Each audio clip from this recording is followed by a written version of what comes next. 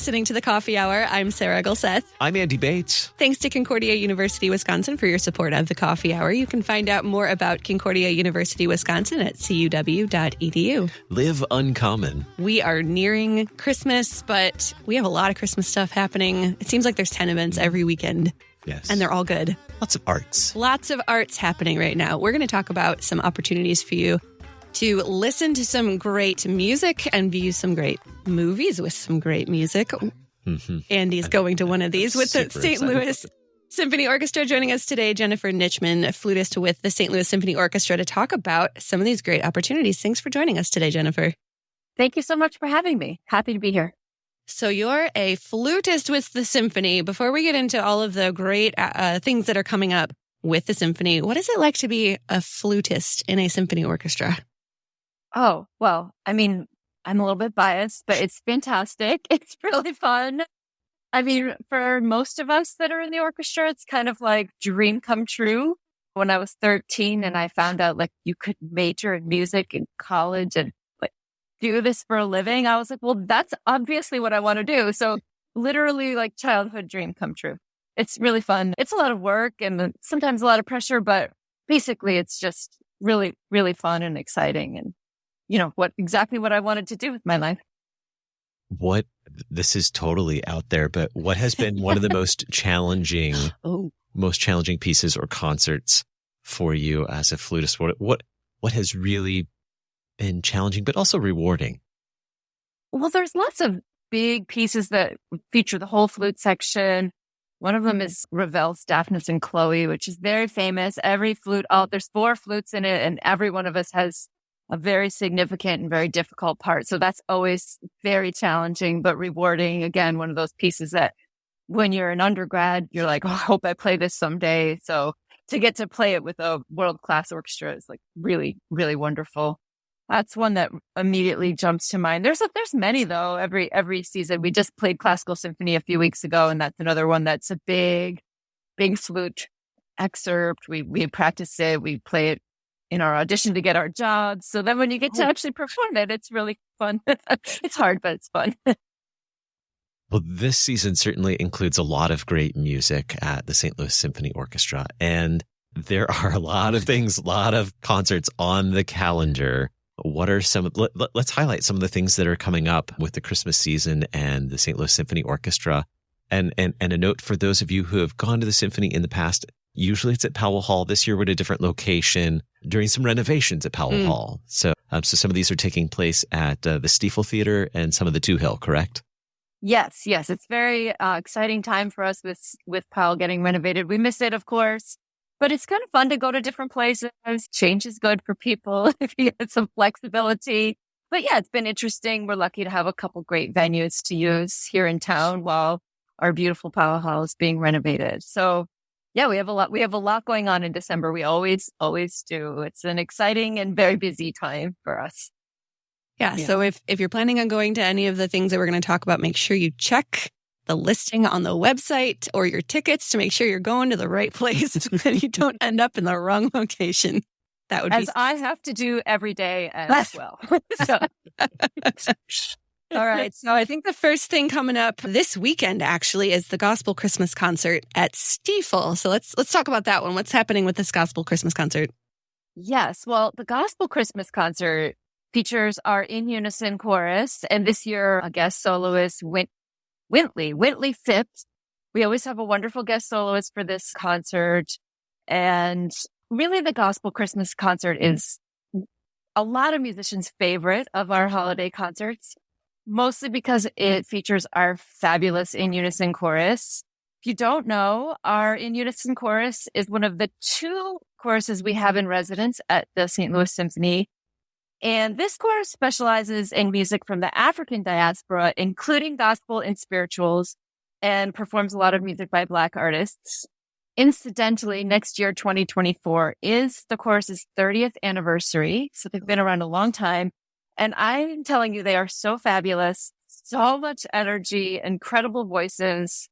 So in addition to the guest vocalist, who's usually someone quite well known in the gospel world, there will be always some soloists from the chorus. And they just always completely blow me away. Like the talent that's in that chorus, that's just local people from our community, is unbelievable. And I find it very inspiring because, I don't know, maybe they're nervous, but they never seem nervous to me. They just go up there and it just comes right out from their heart. And I just can't even describe how amazing those people are when they sing. This chorus is just unbelievable. So I highly, highly recommend it. The Stiefel is a very large venue, so we have room for lots of people to come to this concert. If you've never gone before and it's been on your radar, I highly recommend it. So that's Friday at the Stiefel. That's gospel Christmas concert. This Friday. And then the traditional Mercy Holiday concerts continue. And so tell us a little bit about the Mercy Holiday concerts. Yeah, this is our traditional holiday show. Lots of carols that you know. Santa will be there. Comes straight from the North Pole. We're so honored that he makes time for us. And this year they're conducted by Stuart Molina, and there are a couple of guests, a vocalist, Scarlett Strallen, who sings on Broadway and at the West End in London, and our own English horn player, Callie Banham, who is fantastic. And she is playing an arrangement of, I believe it's White Christmas, and it is from her Christmas album that she put out, which is also amazing. It's called Core Christmas, if you ever want to try to find it. COR Christmas. So that's always really exciting. We love it when somebody steps out from our own group and is the soloist. And these are fun. I enjoy playing this music because it's so familiar. And of course, I have a lot of memories too. And we always play Sleigh Ride, which is the greatest orchestral Christmas song of all time, in my opinion. I will never get tired of playing it. No matter how long it's, I don't even want to try to count how many times I've played Sleigh Ride, but I still love it. So that's always a really fun concert. Yeah, those are going to be really fun. And those are at two different locations. So we've got two at Lindenwood on December 12 and 13, and then two at Stiefel on December 16 and 17. So you got lots of opportunities to go to that one as well, which is fantastic. Yes. And I think we started going out to Lindenwood to do these concerts even before the renovation started, which is really great to get out to a different part of town, be a little closer to some people, to encourage them to come. So I hope we see a lot of people out there. Yeah. And then also coming up is a family favorite in the Bates household. I know the movies that happen at the Symphony, which is very fun. What's happening this year with the films? Okay, well, on December 9th and 10th, we are playing Home Alone, but that is unfortunately sold out, which is a very popular movie, of course, and it's really great score, really fun to play. So keep an eye out for it the next time we do it, which it will come back around again. Do not despair. But we have another opportunity for you to see a movie with us playing the score, and that is on December 28th and 29th at the Stiefel, and we are doing Back to the Future. And as a child of the 80s, I couldn't be more excited. I remember seeing it in the theater. I have to say, if you've never experienced a film with the St. Louis Symphony Orchestra playing, it's amazing. Oh yeah, you have as well. Yeah. It's just, I think this will be my third or fourth film. Oh wow. Yeah, it's just fantastic. It ruins you. You can never go back to regular cinema and watch a film in the theater without the symphony.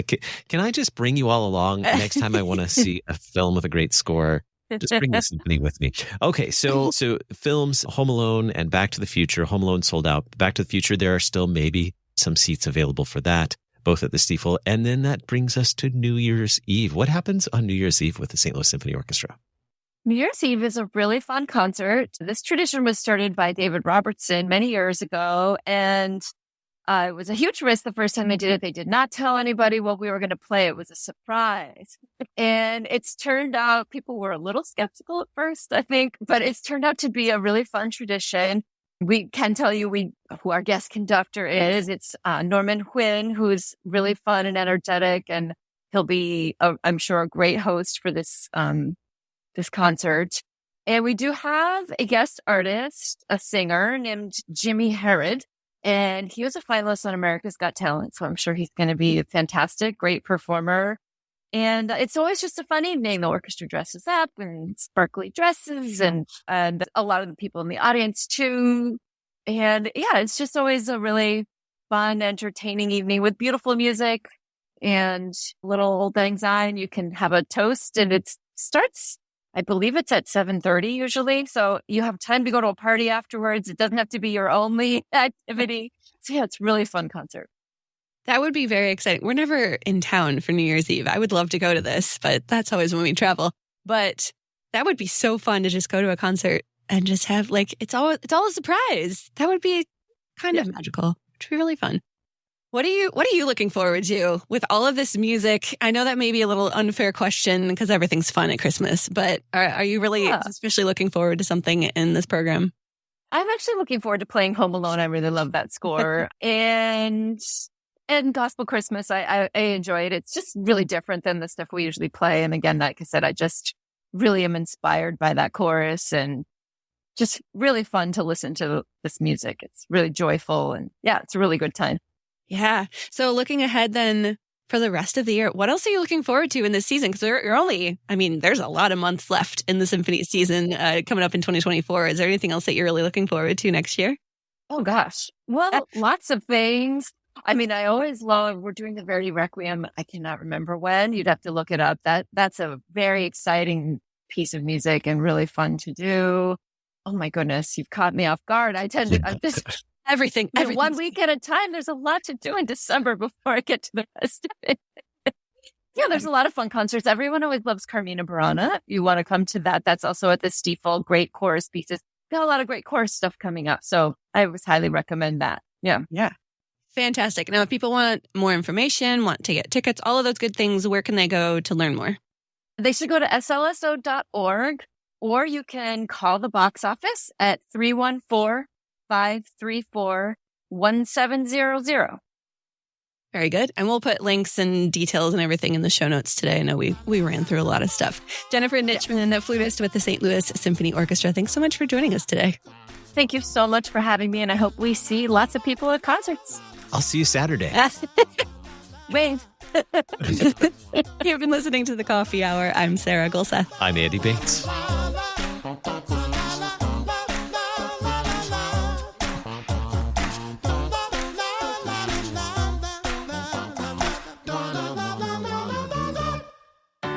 At Concordia University, Wisconsin, we believe you were created for a reason: to use your God-given gifts to help others, to live a life of self-sacrifice in a me-first world, to live a life that's uncommon.